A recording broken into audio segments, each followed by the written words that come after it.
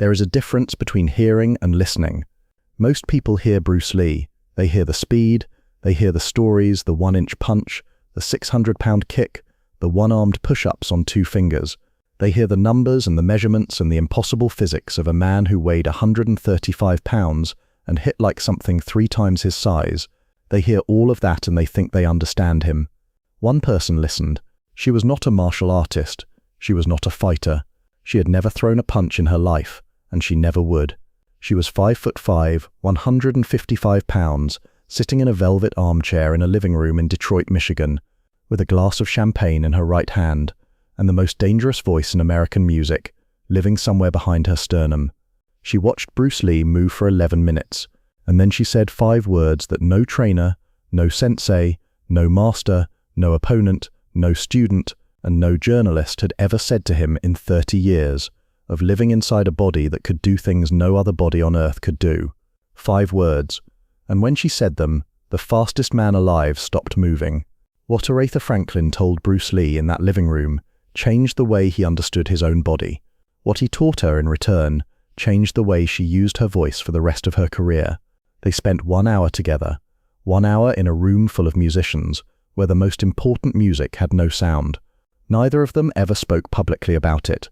This is what happened. Detroit, Michigan, October 1971.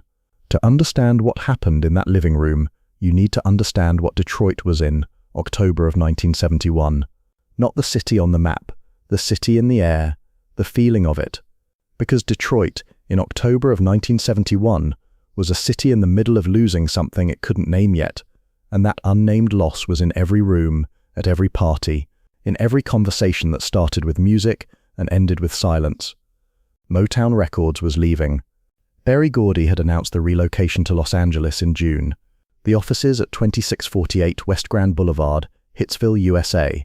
Wamule, the converted 2-story house where a 30-year-old songwriter with an $800 loan had built the most successful independent record label in American history, were being packed into boxes. The Studio A control room where My Girl was mixed was being disassembled. The echo chamber in the garage where Dancing in the Street got its reverb was being sealed. The Funk Brothers, James Jarmuson on bass, Benny Benjamin on drums, Earl Van on keys, the uncredited house band who played on more #1 hits than the Beatles, the Rolling Stones, the Beach Boys, and Elvis Presley combined, were learning that their employment was not guaranteed in California. Detroit didn't just make music, Detroit was music. The assembly lines at Ford and General Motors ran at rhythms that bled into the recording studios on West Grand Boulevard. The machines and the musicians shared a tempo. When Motown left, it wasn't a company relocating, it was a heartbeat moving to a different chest. In October of 1971, the heartbeat was still in Detroit, but everyone could hear it slowing down. The party was in Palmer Woods. Palmer Woods is a residential district on the northwest side of Detroit, roughly bounded by 7 Mile Road to the south and Woodward Avenue to the east. It was developed in the 1920s by lumber baron Charles W. Burton for the automotive aristocracy, the engineers and executives of the companies that were making Detroit the richest city per capita in America. The houses are Tudor Revival, Colonial Revival, Mediterranean, sprawling brick and stone mansions set back from the street on lots that average over half an acre, protected by mature elm and oak trees that form a canopy over the roads, so complete that driving through Palmer Woods in October feels like driving through a tunnel made of gold and copper and rust. By 1971, the automotive aristocracy had moved to Grosse Pointe and Bloomfield Hills. Palmer Woods had been adopted by Motown's royalty. Berry Gordy had a house here. Smokey Robinson had a house here. The neighborhood's demographic transformation was complete and unremarked upon. The new residents had the same money and the same taste, just different music playing through the windows. The party was at a producer's home. The specific name varies by source. Some accounts say it was a Motown staff producer. Others say it was an independent producer with Motown connections. The house was a Tudor Revival, roughly 6,000 square feet, with a living room that measured approximately 30 feet by 20 feet. White carpet, the expensive kind, the kind that announces wealth by daring you to stain it. A crystal chandelier that cast prismatic light across the ceiling when the overhead lamps were dimmed. Floor-to-ceiling windows on the south wall looking out over a garden that had already gone brown and gold with autumn. and in the corner, beside those windows, a baby grand piano. Black lacquer, a Steinway Model M, 5 feet 7 inches long. The same length as Bruce Lee was tall. 40 to 50 guests, musicians, session players, producers, label executives, a few lawyers, a few wives, a few people from outside the industry, who knew someone who knew someone. The air smelled like Chanel No. 5 and bourbon, and the last traces of Cuban cigar smoke drifting in from the patio. Stevie Wonder had been at the piano earlier in the evening, playing fragments of something nobody recognized, a song that wouldn't be released for another 2 years. He had left an hour ago. The piano bench was empty now. The keys were still warm. Bruce Lee arrived at the party at approximately 8:15 p.m. He was in Detroit for 2 days.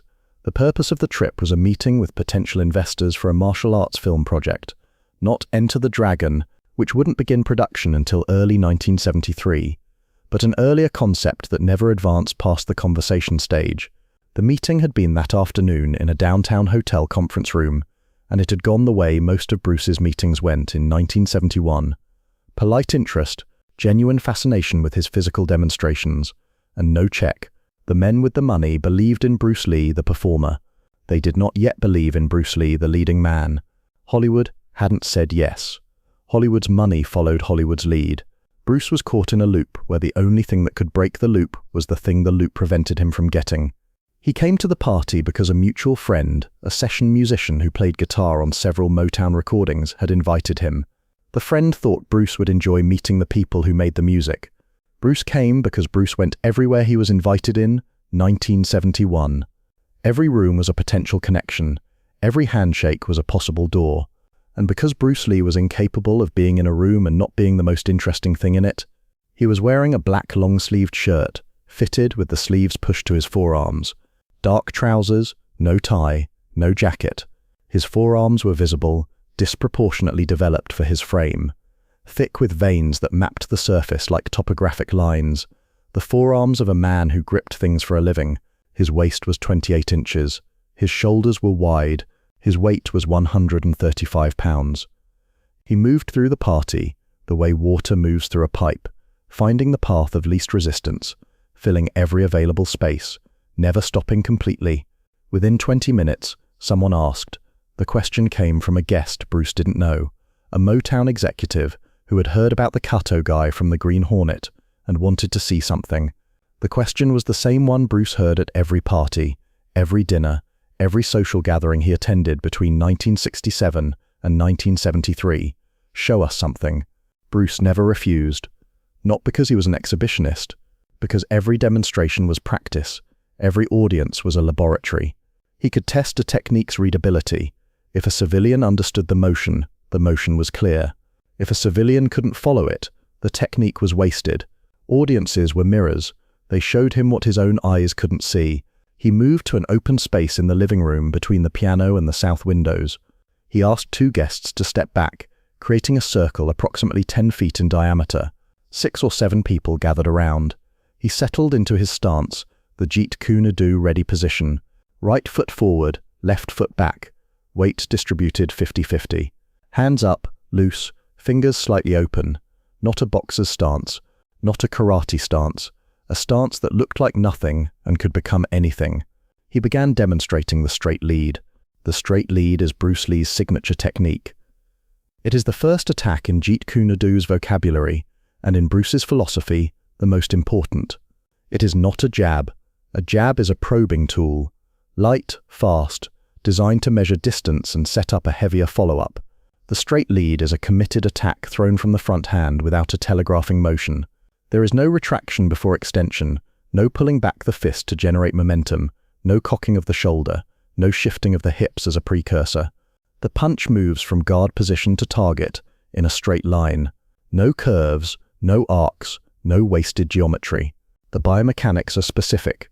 The motion initiates in the legs, a push from the rear foot that drives force upward through the calf, through the thigh, through the hip, into the torso, through the shoulder, down the arm and into the fist. The kinetic chain is complete. No link is skipped. The result is a punch that weighs significantly more than the arm throwing it, because it carries the accumulated force of the entire body. Bruce's straight lead traveled at approximately 45 miles per hour and could be initiated and completed in approximately 600ths of a second, 60 milliseconds. For context, the average human eye blink takes between 100 and 150 milliseconds. Bruce's straight lead was over before a blink was halfway done. He threw it repeatedly into the open air. No target, no heavy bag, just the punch and the space it occupied, and the faint sound it made, a whisper of displaced air like a sheet of paper being pulled quickly through a narrow gap. The guests watched his fist. They watched the speed. They tried to follow the motion and couldn't. This was the normal reaction. Everyone watched the fist. One person in the room was not watching the fist. Aretha Franklin had arrived at the party before Bruce. She had been there since 7 o'clock. She was not performing tonight. She was not working. She was resting, or what passed for rest in the life of a woman who had not stopped working since she was 12 years old. Aretha Louise Franklin, born March 25, 1942 in Memphis, Tennessee, raised in Detroit, Michigan. Her father, the Reverend Clarence LaVaughn Franklin, was the most prominent black preacher in America. His sermons at New Bethel Baptist Church on Linwood Avenue were broadcast weekly on WJLB radio and reached a listenership estimated at 4 million. His sermon recordings on Chess Records sold over 1 million copies. He was called the $1 Million Voice. Mahalia Jackson was a family friend. Sam Cooke was a family friend. Art Tatum, the blind jazz pianist who could play more notes per second than any human who ever lived, was a regular visitor to the Franklin household on Boston Boulevard. Aretha sang her first solo at New Bethel Baptist at age 12. By 14, she had recorded her first album, Songs of Faith, live at the church. By 18, she had signed with Columbia Records. By 25, she had moved to Atlantic Records, where producer Jerry Wexler placed her at the piano and asked her to play the songs the way she heard them in her head, instead of the way the arrangers wrote them on paper. The result was I Never Loved a Man the Way I Love You, followed by Respect, followed by Chain of Fools, followed by Think, followed by an unbroken sequence of records that redefined what the human voice could do with a 3-minute song. By October 1971, Aretha was 29 years old. She had won 5 consecutive Grammy Awards for Best Female R&B Vocal Performance. She had 17 top 10 singles on the Billboard Hot 100. She had appeared on the cover of Time magazine. She was, by any measurable standard, the most successful and respected female vocalist in the world. But none of that is why she matters to this story. What matters is what Aretha could hear. Aretha Franklin did not experience music the way most people experience music. She experienced it as architecture. A song was not a sequence of notes, it was a building. It had a foundation.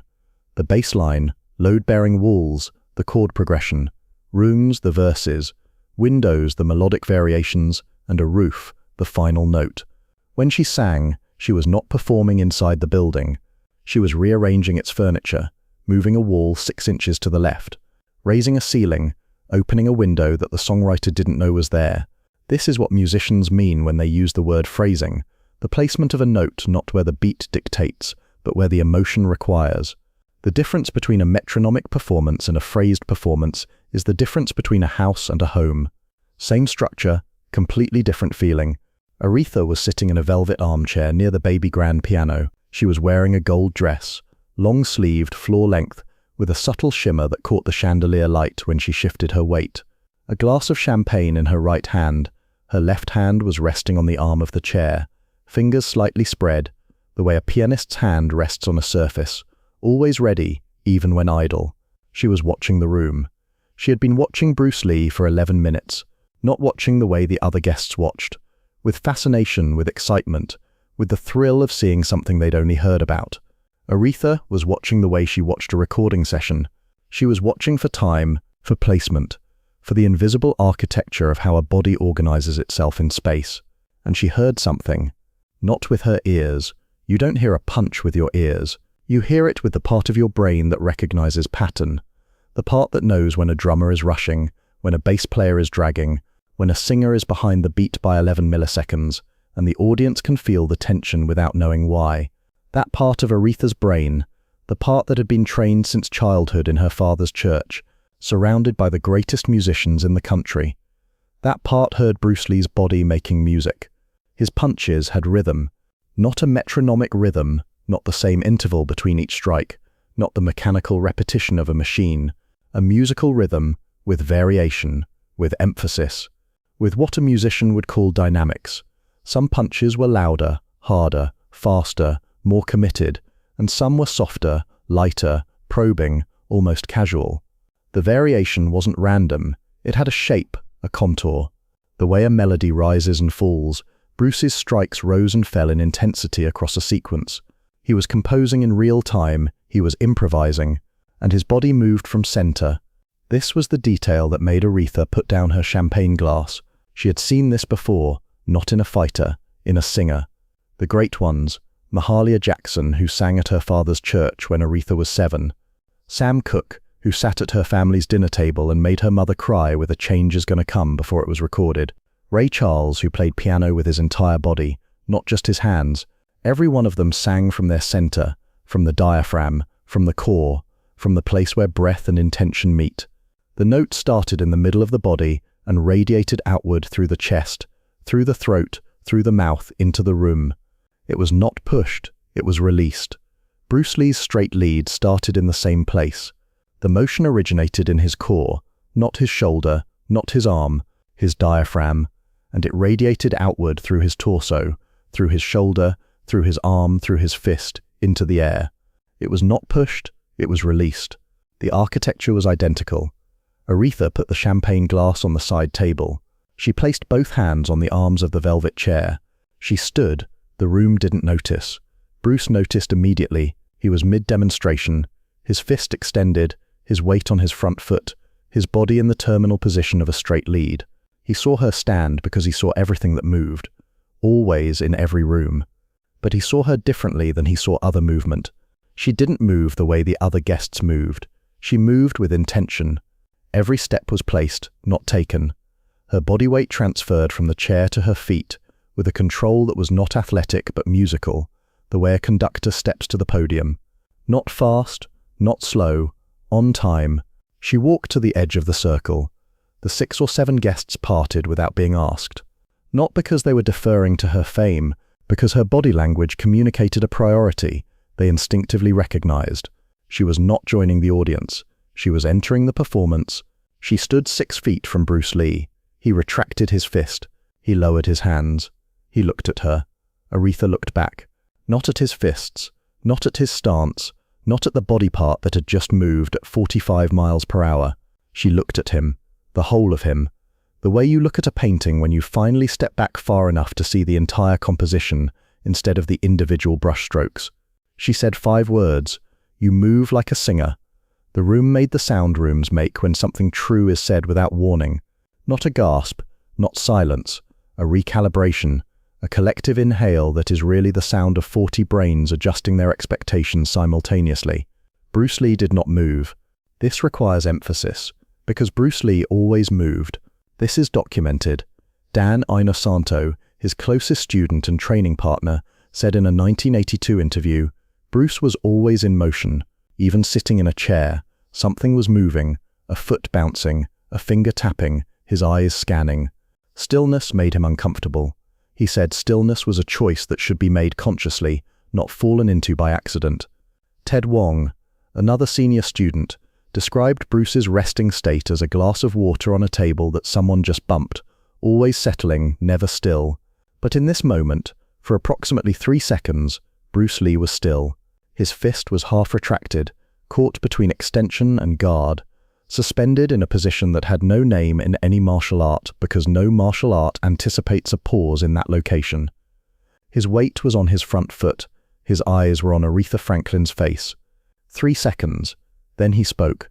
Nobody has ever said that. This is not false modesty. Bruce Lee did not practice false modesty. He had been told by that point in his life that he was the fastest martial artist alive. He had been told by trained fighters that his reflexes were inhuman. He had been told by doctors that his muscle density was anatomically unusual. He had been told by filmmakers that the camera couldn't capture his full-speed kicks. They had to ask him to slow down so the film could register the motion. He had been told he was fast, powerful, precise, explosive, efficient, and dangerous. He had been told every adjective in the vocabulary of physical excellence. Nobody had ever told him he was musical. And the reason those 5 words stopped him is that they explained something he had always felt and never had a word for. The reason a technique felt right when it flowed and wrong when it was forced. The reason a perfect combination felt like a sentence and a bad one felt like a list. The reason his body sometimes moved in patterns he hadn't consciously planned, as if the motion was being composed in real time by something deeper than his thinking mind. Aretha Franklin had just given him the word. The word was music. Aretha took 1 step closer, 5 feet now. Then nobody has been listening. Then nobody has been listening. 6 words, delivered the way she delivered every vocal phrase she had ever recorded, with the weight on the word that mattered most. The weight was on listening, not hearing, listening. Aretha Franklin knew the difference between those 2 words, the way a surgeon knows the difference between a cut and an incision. One is an accident, the other is a decision. She took another step closer, 4 feet now, close enough to feel the residual heat from Bruce's last punch.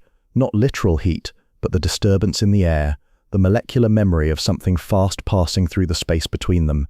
"I've been watching you for 11 minutes, she said. "Your punches have rhythm, not the same rhythm every time. A musical rhythm. Some are staccato, some are legato. You're not repeating, you're composing." Bruce listened. His hands were at his sides now. Guard fully dropped. In any other context, a fighter dropping his guard meant vulnerability. In this context, it meant something rarer. It meant attention. "Your body moves from center," Aretha continued. "The motion starts here." She placed her hand on her own diaphragm, the muscle wall below her ribcage, the same muscle that controlled every note she had ever sung. "Not from your shoulder, not from your arm, from the same place I sing from, and you breathe on the strike, not before it. The breath and the motion are one event." She paused. The pause was musical. A rest, not an absence. A deliberate silence that gave the next words room to land. "In my world, that's called singing." Bruce was quiet for 7 seconds. 7 seconds is a long time for a man whose punches take 6/100ths of a second. In those 7 seconds, he was not formulating a response. He was reorganizing. Aretha had just described his body to him in a language he had never heard applied to fighting, and every word was accurate. He knew his movement started from center. He had trained it that way, consciously for over a decade.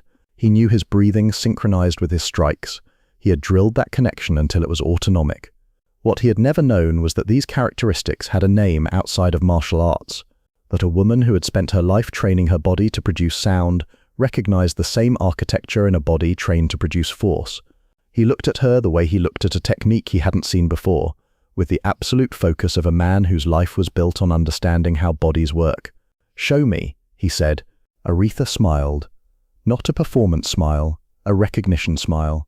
The smile of a person who has been waiting for the right student to walk into the room. She hummed. 4 notes, the opening melodic contour of respect, the most recognizable 4 notes in soul music. Not the lyrics, not R-E-S-P-E-C-T, just the melodic shape. 4 notes, each approximately half a second apart, hummed in Aretha's chest voice, warm, round, resonant, the kind of sound that existed not in the air but in the bones of everyone who heard it. Punch on each note, the room recalibrated again.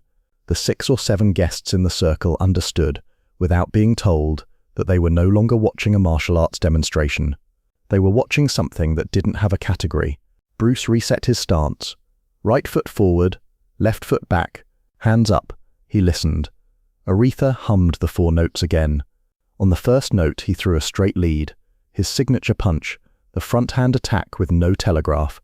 On the second note, a hook, a short curved punch that traveled approximately 14 inches. On the third note, a back fist, a whipping strike that used the back of the knuckles.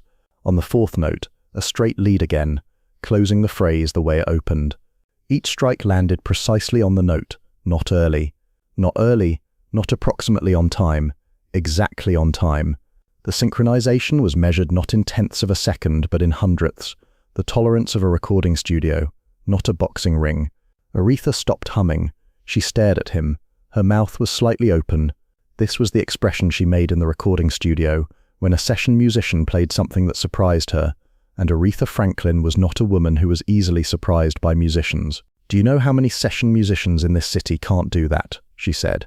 trained musicians, people who have spent 20 years learning to place a note on the beat, professional timekeepers, and you did it on the first try. Bruce's response was immediate. You hummed at my rhythm, not yours. Aretha tilted her head. A slow recognition moved across her face like a cloud shadow crossing a field. You're right, she said. I did. I matched you without thinking about it. This is the moment that mattered. Two artists who had mastered completely different disciplines discovered that their bodies operated on the same internal clock. Bruce's fighting rhythm and Aretha's singing rhythm had synchronized not because they rehearsed, not because one led and the other followed, but because both of them had spent decades training their bodies to move from center, to breathe on the action, and to place each motion in time with a precision that lived below conscious thought. They found each other the way two musicians find each other in a jam session, not by counting, but by feeling. A session guitarist standing near the piano said quietly to the man beside him, I just watched the Queen of Soul and Bruce Lee play a song together, and there was no song. They moved to the baby grand piano. Aretha sat at the bench. Bruce stood beside her, close enough to see the keys, far enough to give her hands room. Aretha played a simple 4-bar phrase, C major. Nothing complicated. A child could play the notes. She played it metronomically, every note precisely on the beat, evenly spaced, equal volume, equal duration. A machine could have produced the same result. It was technically perfect and emotionally empty. Then she played the same 4 bars again, same notes, same key, same tempo. But this time the second note arrived a fraction late, perhaps 40 milliseconds behind the beat. The third note was louder than the others by approximately 3 decibels. The fourth note was held a half beat longer than written, its sustain hanging in the air while the next measure waited. Same notes, completely different feeling. The first version was a sentence read by a computer. The second version was a sentence spoken by a human being who meant every word. The first version is a technique, Aretha said. The second version is a sentence. The difference is where you put the weight. She looked up at Bruce. Throw 4 punches, 1 for each note. First time, throw them even. Same speed, same force, same spacing, like a metronome. Bruce threw 4 punches, straight lead, hook, back fist, straight lead, identical spacing, identical force, 4 mechanical repetitions. Effective, predictable. Now throw them again, but phrase them. The first one is light, a question. The second one arrives late, just 1/10 of a second. The third one is everything you have. The fourth one comes early, before the other person has reset. Bruce recalibrated. He threw the same 4 punches, but the first was a faint 30% power, probing, almost casual. The second was delayed by 1/10 of a second, arriving in the gap where the opponent had already adjusted for a punch that wasn't there yet. The third was full commitment, hips, legs, core, shoulder, every link in the kinetic chain firing simultaneously. The fourth came a half beat early, catching the space between the opponent's recovery and reset. Same 4 punches, completely different outcome. The metronomic version was a drill. The phrased version was a conversation, and in that conversation, the other person never got to speak. Aretha watched. She nodded once, the nod of a teacher who has just seen a student understand something that cannot be explained, only demonstrated. Now you're singing. Bruce was quiet for a moment. Then he said, Stand up. Aretha stood. Bruce positioned himself beside her. He placed his right hand palm flat against her diaphragm, the muscle wall below her ribcage. The touch was clinical, not intimate. The hand of a man who understood bodies the way an engineer understands engines. Breathe, he said. Aretha breathed the way she breathed when she sang, a deep inhalation that expanded her lower ribs laterally, filled her belly, and pressurized the air column beneath her vocal cords. It was a singer's breath, powerful, expansive, designed to produce sustained sound. She had been breathing this way since she was 12 years old in her father's church. Bruce shook his head. You're breathing for projection. I want you to breathe for center. He removed his hand and demonstrated. He stood with his feet shoulder-width apart, weight centered, and inhaled. But the breath didn't go up into his chest. It went down, into his belly, into his legs, into the floor. This was not a metaphor, it was a visualization technique from qigong, a Chinese breathing practice that dates back over 2,000 years. The practitioner imagines the breath traveling downward through the body, through the feet, and into the ground. The purpose is to create a sensation of heaviness, of rootedness, as if the body's center of gravity has been lowered by 3 inches. The exhale was silent, controlled, exiting through the nose without sound. "This isn't a breath for making sound," Bruce said. "It's a breath for arriving, for being in your body before you ask your body to do anything." Aretha tried it. First breath, too high. The habit of 30 years of singing pulled the air upward, toward her chest, toward her throat, toward the place where sound is made. Second breath, lower, but still incomplete. The air reached her belly but stopped there, hovering above her hips like water that hadn't found the drain. Third breath, the air went down, past her belly, past her hips, into her legs, into the floor. She felt it, a subtle shift in her weight, as if someone had placed a warm hand on top of her head and pressed gently downward. Her shoulders dropped a 1/4 inch, her spine lengthened by the same amount, the 2 movements perfectly counterbalanced. Her jaw released, the masseter muscles on both sides of her face relaxed simultaneously, creating a soft opening that a singer would recognize as the pre-phonation position, the shape the mouth takes in the millisecond before the first note. She opened her eyes, she looked at Bruce. "That's not breathing," she said. "That's landing." Bruce almost smiled. The corner of his mouth shifted 2 millimeters, the Bruce Lee equivalent of a standing ovation. "Now do it before you sing the first note of a song. Not during, before, every time. Land first, then sing." They stood at the piano for 53 minutes. The party continued around them. Conversations rose and fell. Glasses were refilled. Someone put a Temptations record on the turntable in the adjacent room, and the bass line bled through the wall like a heartbeat, heard from an adjoining apartment. Neither Bruce nor Aretha noticed. They were in the space that musicians call the pocket, and fighters call the zone, a state of absorption so complete that external time stops registering. An hour feels like a minute. A minute contains an hour's worth of information. At 9:47 p.m., Bruce looked at the clock on the wall. He had an early flight to Los Angeles.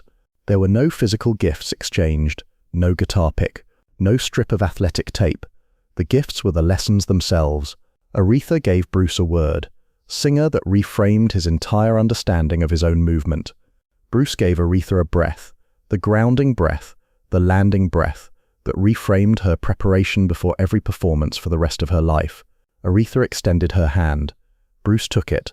The handshake lasted 4 seconds, 1 second for each note of the respect phrase she had hummed. "You're the only fighter I've ever met who doesn't fight the music," Aretha said. "You're the only singer I've ever met who hears a punch," Bruce said. He turned and walked toward the front door of the house. Aretha sat back in the velvet chair. She picked up her champagne glass, the same glass she had set down when she stood up, the champagne now flat and warm. As Bruce reached the front door, she called out, "Hey." He turned, one hand on the doorframe. "When you throw that punch tomorrow, the straight lead, delay the second one by 1/10 of a second. Just once. See what happens." Bruce nodded. He opened the door and stepped into the October Detroit night. The air was 41 degrees Fahrenheit. His breath was visible, a small white cloud that dissolved in the dark, the way a note dissolves in silence. He walked 3 steps down the front path, stopped and threw a straight lead into the cold air. Then another. The second one was 1/10 of a second late. It landed differently. Not harder, not faster, differently. It had a weight to it that the first punch didn't. The weight of intention rearranged in time. The weight of phrasing. The weight of a note placed not where the beat said it should go, but where the body said it must. He stood in the cold for 4 seconds, looking at his own fist. Then he walked to his car. After Detroit, Bruce's training notes contain a new word, phrasing. It appears 3 times in his journal between October 1971 and March 1972. In a letter to Dan Inosanto dated November 1971, Bruce writes, "The attack must have rhythm, but the rhythm must be broken. Predictability is the death of the technique. A broken rhythm is an honest rhythm." This is phrasing. This is what Aretha showed him at the piano. The same notes rearranged in time become a different sentence. The same punches rearranged in time become a different fight. Aretha never publicly described the grounding breath, but engineers and musicians who recorded with her in the years after 1971 noticed something. Before each take, before the tape rolled, before the band played the intro, before the first note, Aretha would close her eyes for approximately 3 seconds and breathe once through her nose, a silent breath that went down instead of up. Her shoulders would settle, her spine would lengthen, her jaw would release, and then she would sing. She had not done this before October 1971. She did it for the rest of her career. Jerry Wexler, her longtime producer at Atlantic Records, once asked her about it. She said 7 words, "A man in Detroit taught me how to land before I sing." She didn't say his name. She didn't need to. Aretha Franklin died on August 16, 2018. She was 76 years old. Pancreatic cancer. She was at her home in Detroit, the city she never left, even when Motown did. Bruce Lee died on July 20, 1973. He was 32 years old. Cerebral edema. He was in Hong Kong, the city he returned to when Hollywood wouldn't have him. They met once, 1 hour, in a living room with white carpet and a crystal chandelier and a baby grand piano that was used not for a song but for a lesson that traveled in both directions. A punch and a note are the same thing. They both begin in the center of the body. They both travel outward through the limbs. They both arrive in time. They both mean nothing if they arrive in the wrong place at the wrong moment. And they both mean everything if they are phrased, placed precisely where they need to be by a body that has learned to listen to itself. Aretha heard Bruce Lee's body singing. Bruce heard Aretha Franklin's voice fighting. They were both right. You don't measure a fighter by his speed. You don't measure a singer by her range. You measure both by their phrasing, by where they place the thing that matters in the time that exists. You move like a singer. Nobody had ever said that to him. Nobody needed to say it twice.